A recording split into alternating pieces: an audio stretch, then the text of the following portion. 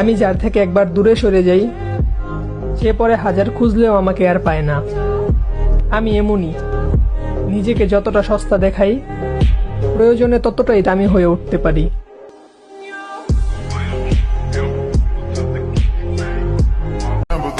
আমি কারো প্রতি অভিযোগ রাখি না, জাস্ট হালকা কইরা নিজের চেঞ্জ কইরা লাই।